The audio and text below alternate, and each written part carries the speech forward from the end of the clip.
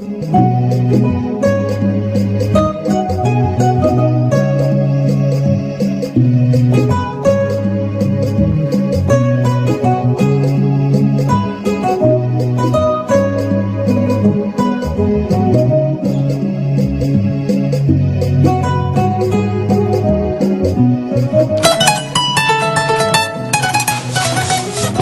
oui. J'ai eu mon bac. Félicitations mon garçon, je suis fier de toi. Ici. Bon, maintenant que tu es bachelier, en bas que tu connais. Bon, pour voir, on est au Canada, on est aux États-Unis, on est trop. Eh mon âme. Eh bien, où est-ce qu'on est au Canada? Ah oui, tel père, tel fils. N'est-ce pas Kalanké? Mais à moi, pourquoi tu veux ça? Ah, on est à EduX là. EduX? Oui, EduX, il y a quelques années, c'est eux qui ont fait les démarches pour ton grand frère. Ah bon? Et il a fait master, il a commencé à travailler. Oui, allô? EduX, c'est une équipe expérimentée qui assiste vos étudiants dans l'admission universitaire, la demande de visa, l'accueil et l'installation et assiste vos étudiants jusqu'à l'obtention de leur diplôme. Choisir EduX, c'est s'ouvrir les portes des meilleures universités au Canada et aux États-Unis. Appelez dès maintenant le 76 54 18 57 et permettez à votre enfant de réaliser son projet d'études. ESKJ, École de santé Kalajata, Anna Bolofara Chama, Institut de sciences médicales Gorée, ISM Go. Limanaou, doctorate Jamonyese, bien tout la demande la koi, Fieu, fois Castro, il est banane Cardon, Cardonakari, Mimi Gasawa Gasaka Dangarika, Adamaleka Yinamayala, ou quelques fois mon faricolola, ou Eratigne, Fieu, fois Castro, il est la collection du Master. Affaire Okoro, École de santé Kalajata, Bolofara Chama, Institut de sciences médicales Gorée, on veut pas m'envoyer à Kalabankura. Famille santé barrage Maïsa, Nimbela de Bique, École de santé na Bolofara Chamala, École de santé Kalajata, on a flequé en bolo jiguier. Formation de qualité, doctorat Siraka, Mimi Tegalo Kafo, Oga Dimson Gafutna Yelenye, au plat de Lebekala, ni Lagolso Dagabana Nuna, Ugo Bolofaro de Flani, Sigle niveau de technicien de santé publique, infirmière obstétricienne, technicien de laboratoire, deuxième cycle, noyé niveau baguier, infirmier d'état, sage-femme, biologie médicale. Formation au Kofe, aide-soignant, Katapara Matronica, Nimpela de l'Edesledo, École de santé Kaladana, Bolofara Chama, Institut de sciences médicales Gorela, Aïwa, la collection, Annie la collection, Aya Sefa Jona, Akal la collection Inzagere, Yoni Jamaka, ou Togole de Clan vers Kalabanguraya, Hôtel Wasulu Kofe de Joy, Waligere Negatiu Bamba, 76 45 85 40, non média 20 80 22 20. Kalan kalan ye siniyasi Dutri ni wari dafara e passé daka kasira dinama Sungalo e kungolo ati dugu wari ko diba fo dugu andugu don wara ta de o ko ni kuma ta la sa e ka sama moneto yi i yere ta sita sita kan numéro flani wari ci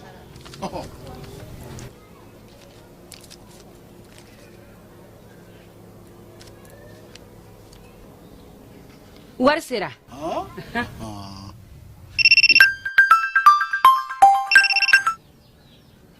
Allô? Ye wari sɔrɔ? O ɲɛna. Tiɲɛ yɛrɛ la, ko ni sama bɛ maa min ɲɛ, ko n gomi t'i gosi. Ngonga sama mone i yɛrɛ ta a sɔngɔ ka nɔgɔ ni Mali wari ci sira bɛɛ ye dépôt ye fu ye wari bɛ ci fu ni application ye wa bɔ sara ye musaka fitini ye sama mone ji ni courant bɛ sara n'a ye crédit bɛ ta n'a ye sanni feere bɛ kɛ n'a ye sama mone ni y'anw maliyɛnw ta ye a y'a si filɛ ka nkalon bɔnda.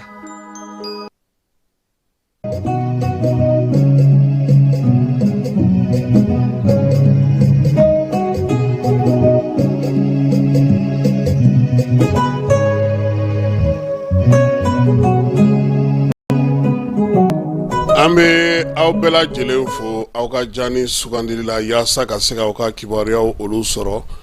ji ale bɛ ka tiɲɛni kɛ bi kosɛbɛ tiɲɛ don sanji halisa a bɛ ka na Mali fantan naani bɛɛ lajɛlen fɛ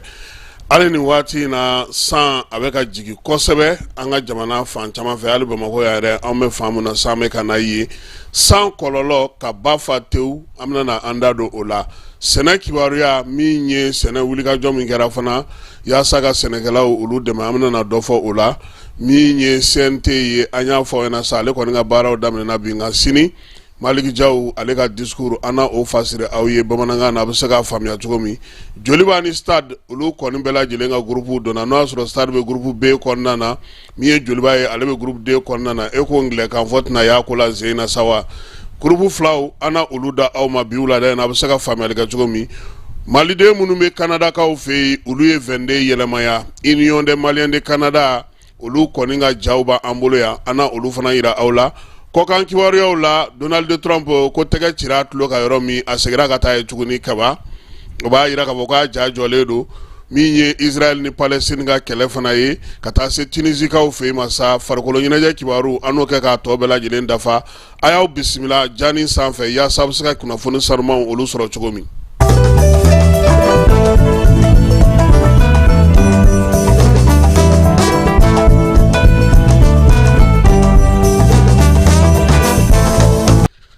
anya fa nyana ka foko mi ye sanji ye alisa ale bi son anga jamana konna na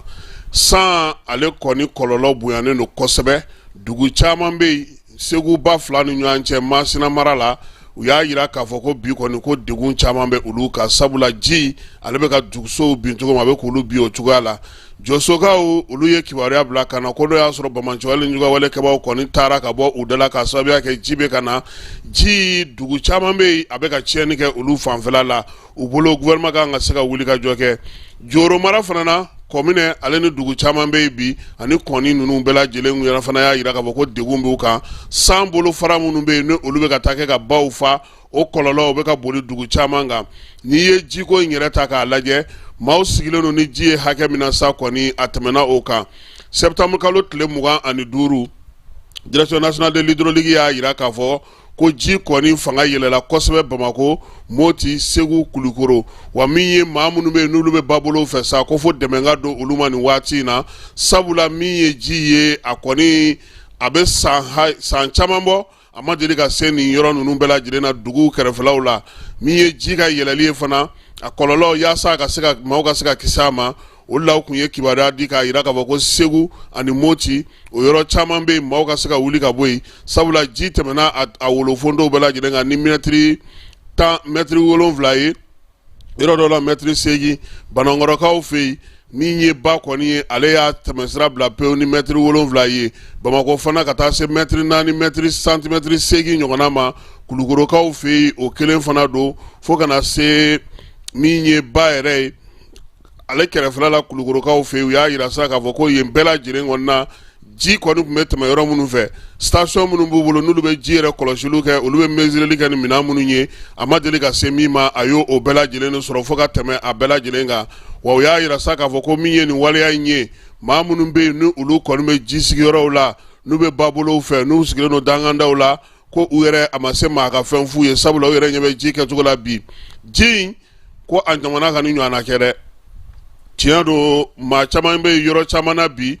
ulu ya yira ka boko fo kuru ikota kalabangura ko fe no ye Bamako ere konna e kalabanguro fika kuru ne do kuru ne kono duni nyanche ya se ka seki mago nyaw nyinebo segu babolo ko ni fasa segu yere kono dimini marala somono duguni maw ulu bela jile ye dugu soro ka damine tamanina kanasa dugu fenve be badabolo fe ko ni ulu chaman bela jile ngoni umadeli ka minye uyode ye zen jikota nasrala dugu de bela jile ngala ini minye deme me sega do ma tugomi do tara boro di ya sega jikume nga minye banye afanga be tugomi bi abeka boro nunu bela jile pampeu orila sa ma chama ngoni ya yira ka fo sigiro de ka soro mo be sega bla yoro munun konana yani ji ale ka jigi dugu be sega tugomi na ka yoro soro ko ka damine sa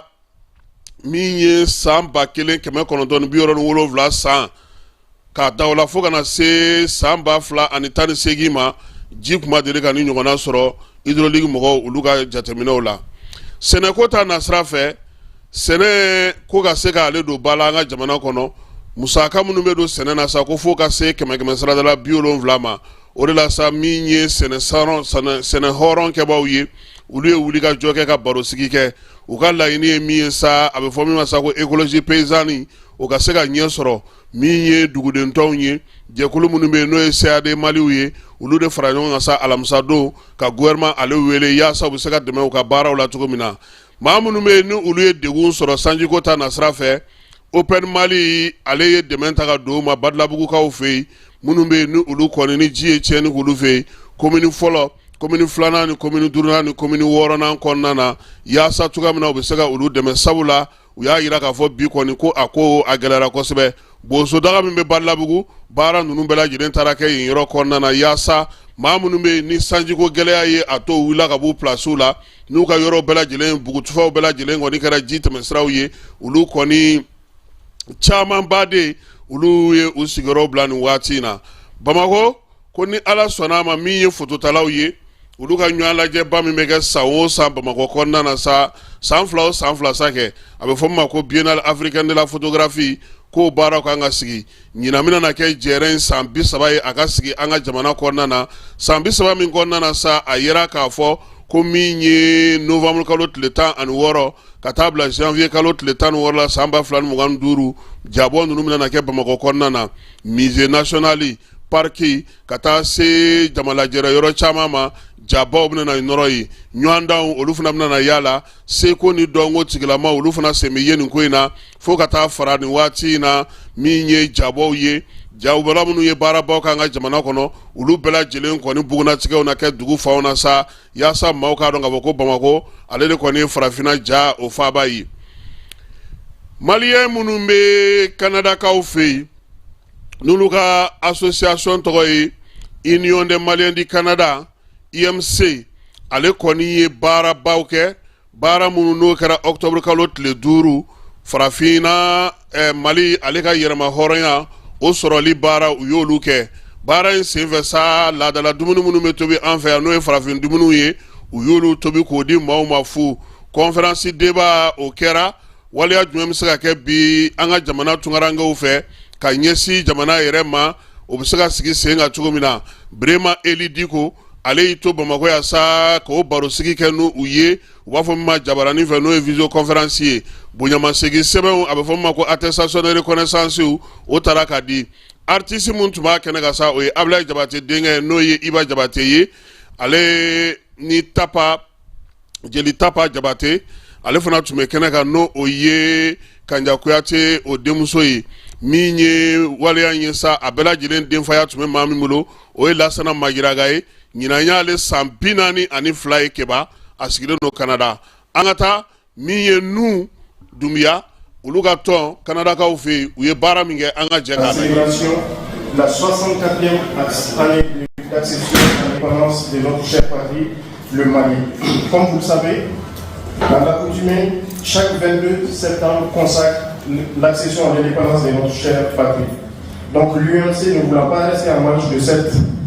célébration, a décidé aujourd'hui de vous inviter, de vous joindre à nous, parce que l'un de notre objectif principal, c'est de renforcer les liens de solidarité et d'amitié entre les Maliens se trouvant au Canada. Donc pour cela, pour mener à bien aujourd'hui cette soirée, nous avons des partenaires qui sont ici présents,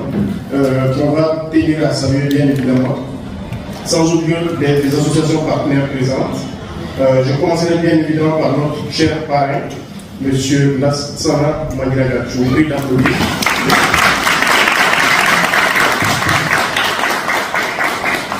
Donc, après ça, nous avons les partenaires qui sont présents, évidemment. Je commencerai par Desjardins, l'institution financière de référence au Canada ici. Diaspora Nation,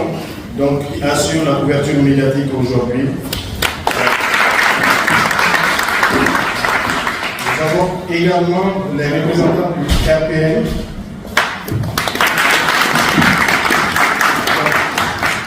Québec, Association des Maliens du Québec.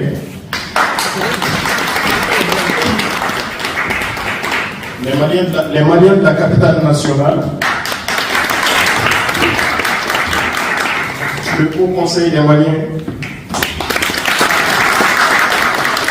Association des Maliens de Sherbrooke. Didiaton. CCMC, Centre culturel malien du Canada. Donc, pour le programme d'activité, il sera riche et varié, bien évidemment. Donc, pour refléter la diversité culturelle du Mali et culinaire, donc, comme vous le voyez, nous avons des mets suivants. on a prévu, on n'a pas oublié un film très intéressant sur la menace qui pèse aujourd'hui sur l'Afrique, donc les différents enjeux. À 17h35, nous avons une conférence débat qui va se dérouler de façon virtuelle, qui va être animée par un éminent professeur au nom du professeur Clément Elidico, donc qui va s'intituler Les dynamiques en cours et le rôle de la diaspora. À 18h25, on va démarrer donc le dîner gala, parce que nous avons invité aussi deux artistes très connus de la communauté malienne ici. Et puis 19h10 pour terminer, c'est ça le spectacle culturel qui va continuer. Voilà. Donc sans plus tarder, on va commencer par l'exécution de l'hymne national. Mais avant ça, je tiens à ce qu'on se lève pour observer une minute de silence. Parce qu'au mois de mai dernier, nous avons perdu un membre éminent très influent de notre association, au nom de M. Mamadou Traoré. Donc une minute de silence, et juste après, ça sera l'exécution de l'hymne national.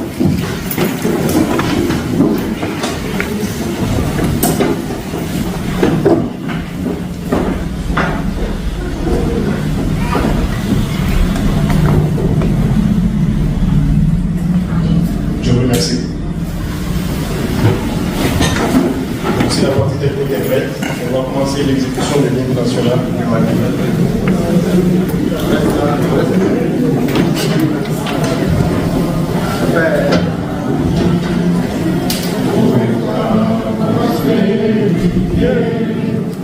Fidèle à ton destin, nous serons tous unis, un peu, un but, une foi.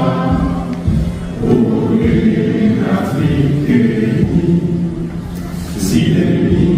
découvre son front, au-delà ou au-dehors,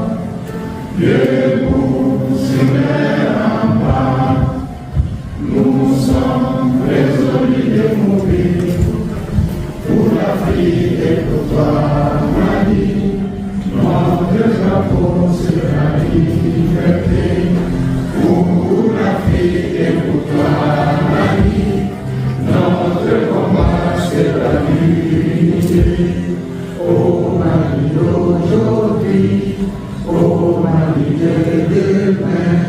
les champs fleuris d'espérance, les cœurs libres. Je vais quand même poser deux questions. La première a trait à l'insécurité qu'il a évoquée au Mali. Et lui demander en tant que sociologue quelle est la solution qu'il peut préconiser par la forme qu'a pris l'insécurité au Mali. Je m'explique. Aujourd'hui, on nous a rapporté les villageois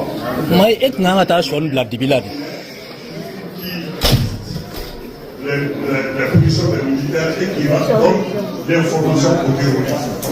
Pour ne pas dire que dans beaucoup de villages aujourd'hui, se sont installés des villageois, des Maliens ordinaires qui collaborent avec les terroristes. Et ça, c'est un problème quand on sait que toutes les fois que tu vas toucher à quelqu'un d'eux, il y a d'autres Maliens qui vont se gêner pour dire que, pour parler des droits de l'homme et d'autres.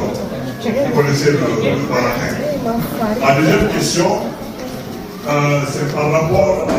aux libertés qui donnent l'information aux terroristes. Pour ne pas dire que dans beaucoup de villages aujourd'hui, se sont installés des villageois, des Maliens ordinaires qui collaborent avec les terroristes. Et ça, c'est un problème quand on sait que toutes les fois que tu vas toucher à quelqu'un d'eux, il y a d'autres Maliens qui vont se gêner pour dire que pour parler des droits de l'homme et d'autres, vous connaissez le Marocain. La deuxième question, c'est par rapport au retour à la vie constitutionnelle. J'avoue que quand notre frère a parlé tout à l'heure, il n'est pas allé, je pensais qu'il allait aller aussi loin que moi, parce que j'ai toujours eu de la difficulté avec le...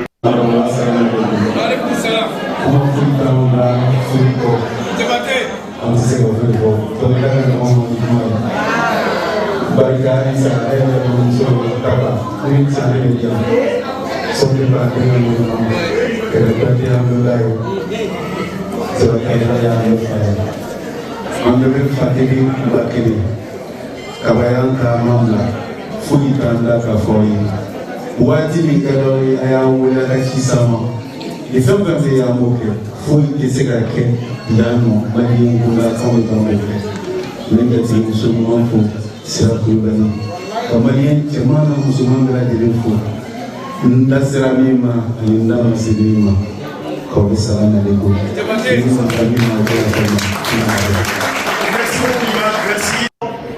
fonctionne normalement.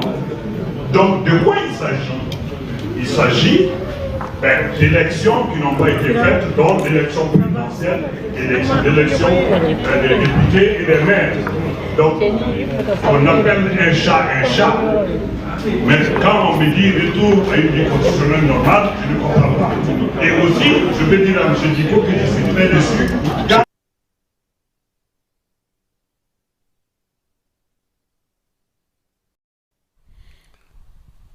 Voilà, nous sommes Maliens et Canadakaw fait, mi Union des Maliens du Canada, allez 22 fêtes ñenema minke.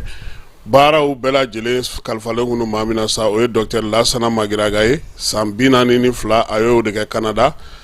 Jabate denge noye abla jabate denge ani jeli tapa noye kanja kuyate demusoye ule ko ntuma kene ka minye nundumyaye ama foka wala nyumando vraiment elidiko ale fana ye kiwari adike conférence mi yato no uye family soro ko numbela jenena malien munu me Canada ama fu ina sangwala ka sawreta alaka oira ana ko kan kiwaru la Donald Trump samedi do ale segira kata Butler Kaufe yoromina juillet kalot l'etat ani saba ni tege tiranya ka marfachi ala aya irasa ka foko aka campagne koni asinsi yoro do yenye sabula ya do nga foko minye siranye politiquement imanga sironye aya iraka maula ka iraka boko nala sonama ku ka boka chaya kalata na taina yasa tuko na busika sesoro tukomi Trump are ni mami me nyoko veno ya ka kolise DJ Vance ale funa tume jere keneka uya irasa ka foko minye bololo srake kibaro di yoro mbe na be fo masako xi no kunye Twitter koroye o nyama ba ko akunyo o wele o kana o mire kala no ka lere singoroma dondo bi kalata na kosebe ya sabaro be saka nye o bolo tugomina kelami mbe Iran aleni Israel ni nyanche ni Liban ki in yoro soro o kelena ko abna na to Ukraine ga ke falatoy Ukraine ale koni kanga nga joron wati na minye Alexander Vichi ni ale reye président ni wati na akoko Moyen-Orient koni kele ko na mawnyine Ukraine ko koy ko irisu unu de mabagaw ni irisu mamunu be nulu be lu baran irisu fana ka ko nun ko nana musaka bobabu nu be bi ko ulubna no ka musaka bela jile nyeshi Israel de mali de ma ko sabula ko bela jile ka wuliga joge ka ta fo kapta Israel de deme ko no du ngara dro ko minye Ukraine ye kabno na to akelena wa minye kelaye e ko na daja Ukraine na wa Madrid ka fe no Espagne ale dugu doye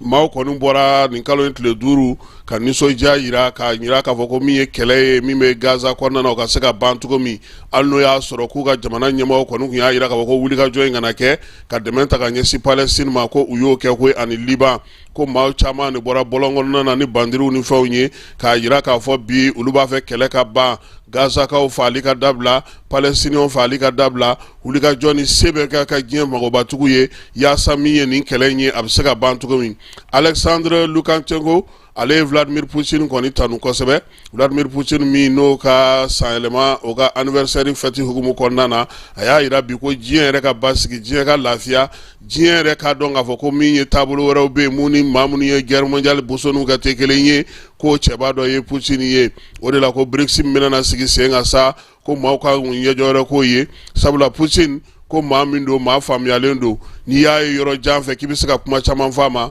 aka dine o matrafale no abolo no chrétien dine mamunu be bi nulu ko ga jena ta cheni chega furu muso ga furu ka demokrasi sinso ka war soroli ka sababu yake oye ko lu mauti saka sesoro ni cheba inga ngoi ka le ba tanu bi aba tanu sini no e biolorisi ka o ka nyama bai ako ko min ye pusini ye ko ala ya angar siga do ala ka benin wati nye ko wa kwa nana wati la fana Tunisie ka ofe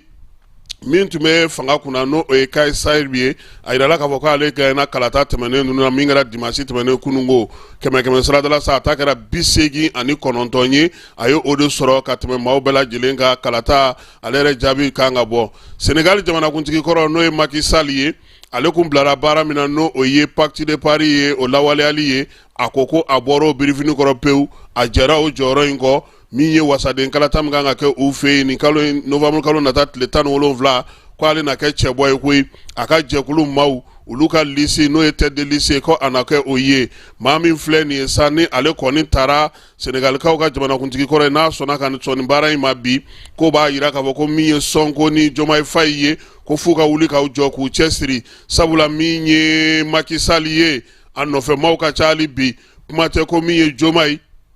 ale ni songo ye olu masaka dugudo hakili sigi mata do bita famin fe dugudo borani hakili na mieno ye yelema hakili na utuka saka barake no oye fando la we mauni soja fando la we mauni sogoya fransika olu rebe ku jate mine utuka foi famu ga ko la jenselege nani mamunu fana be nulu ko uye bengan soro ka saka ulana fangala olu fana taka suka foi famu ya ko la ko yalama ni Macky Sall nana wasablo na yo soro otna na tla ani nunu nyanchewa Senegal kuna fondilaw ulube ka miria jagabo ken ko ina sabula Macky Sall joram tumabulu ni oye fransika ko yedana ya bamindaka akoko ayika to la tuguni kwana na kalata olaw ufei irisika ya iraka foko minye Ukraine ga drone mugani kelen kun drone no luga dugu safe ku yolu bela jelen goshika bi irisi ministre la défense ale kibarem boga bi Néerlandais ulu fana ya irasa ka foko minye Ukraine ye kuli avion munu de la F16 aboko follow ko uluna odi Ukraine ma akasega aire deme Israel ya irasa ka foko ale koni goshili chamange kanyeshi Hezbollah o dagayro ma Liban ale faba konnana minye so munu tume ubulo uka Yoruba munu tume Liban faba kono kulu yolu bela jelen da wala ko flengolonci ko da kolonci minyo ka marafa mara yoro fana ye ko yolu bela jelen kari nu ko senfe keba amena farkolo nyeje kene kan sisa farkolo nyeje ale hukumu konnana ibaro ka ko anga ton fla no ye jolibani stade ulube competition africaine na sa ibaro ka bile ko ni ngada tirage ale wolola mina keba ode saka yira ka foko minye anga tonye ulu tanu ubla ulu dona minye biye no oye octobre kalot le wolonvlaye Ligue des champions africaine ale tirage kera an coupe kafu 2024-2025 joliba ase ne ale Mali tonye ale ni stade malien ko sisa woni ko yu tanu blado sabula pulu ko bunana damine coupe kafu la sa stade malien ale beta groupe B o konana o groupe boy konana sa miye RSC Berkami kabo Marocain fe uluni Stade Malien na ben miye Saint-Louis Boche kabo Afrique du Sud ka fe o fana be Stade ka pulu konana ale ni CD Luanda no oye Angola ka ga tonye ulu de Stade ka ton mo ye Stade ni munu na ke groupe D konana coupe kafula joliwa ale me Ligue des champions sa ale tarabe groupe D konama groupe D na sa Espérance Sportive de Tunisie kabo Tunisie ka fe obey minye Pyramide FC kabo Egypte ka ofe obe Sagrada Esperanza Angola ofana bo konnana keba wakoga yira bela jina sa ko minye don follow ye no ye pulu nunu match follow ye olu ko mina na songa ke no fam ko tle muga anu woro ana tle muga anu wolonvla no oye fentai oye kupu kafutai Ligue des champions sa o koni ko ota ko la benono sa ka be minye décembre kalot le woro anat le segi samba fla ani muga ani nani miyanga ton uluka nga sega bara mununge nu ko konnana championnat national mi me ne ga so bolu hugumu konnana keba o fana eko o jonjo matade Musa Togola ale de Mali champion kura cyclisme na ne ga so bolla ntaba koro ka o fe ka boye kana rompoe na no oye soldat Surasuga yoroi ko o koni ne uye bolinge o de konnana Bamako konnana ako kuncheli la sa Musa Togola ale koni kara Mali wane kurai Mali ale ni ISC jamana o katafara irisika kulubna na championnat de taekwondo o sigi Bamako konnana keba taekwondo Togola doin o bimina na ke Mali ni ISC jamana o ni irisi fe k'a bɛna kɛ Bamakɔ kɔnɔna na yan nin kalo in novembre kalo tile 15 a n'a tile 16 u y'a yira sa ko a siɲɛ fɔlɔ de ye nin ye sa min ye taekwondo ye ale kɔni baara ka se ka kɛ ISC ale ni Irisilakaw ka ɲɔgɔn sɔrɔ Burkina Niger olu bɛ na u ka fédération ka fara Irisi fédération kan keba ko palais de sport Salamata Tɔgɔlaso e ko novembre kalo tile 15 ni tile 16 yen tɛna kɛ taekwondo daba mori wa a fɔ Irisi bɛna an dasi ka taa n'a ye nka tulo don maa t'a ko ɲɛdɔn fɔlɔ keba n'an bɔra ye Coupe d'Afrique éliminatoire n'o ye Maroc ye Mali a y'a ka lisi bɔ han lisi min bɔlen filɛ nin ye Belgicaw ka cɛ fɛ a ye maa 24 de ta gardien bi ye maa 3 ye min ye défenseur ye maa 6 ye milieu de terrain ye maa 7 ye attaquant ye maa 8 ye ko min ye nin lisi min bɔlen filɛ nin ye maa ma falen caman bɛ Aigle fɛ ko olu ma ye ko in na dɛ Falaye Sako bo o la Boubacar Kiki Kuyate Kamoru Doumbia Masajo Aydara ko a bɛ se ka minnu tɔgɔ fɔ ko o y'olu ye ko nɔn tɛ ko joueur wa ko a caman ba den de bɛ yen ko olu mana maa fɔlɔ minnu kun welela match 2 tɛmɛnen na o ɲɔgɔnna olu maa 18 ɲɔgɔnna ko olu tora u nɔ na maa kura dɔw faral'u ka denmisɛnninnakaw olu bɛ o la farikolo ɲɛnajɛ in n'o ye ndolati in ye sa k'a kan ka kɛ Bamakɔ yan a kɔmasegin o bɛ taa kɛ Bissaukaw fɛ yen taa ani segi don Maroc ale taali hukumu kɔnɔna na keba an sera ka min sɔrɔ wulada in na ka da maaw tulo ka kibaruyaw la o ye nin ye an bɛ foli ni tanuni kɛ bɛɛ lajɛlen ye maliyɛn minnu bɛ yen ni olu bɛ nin waati in na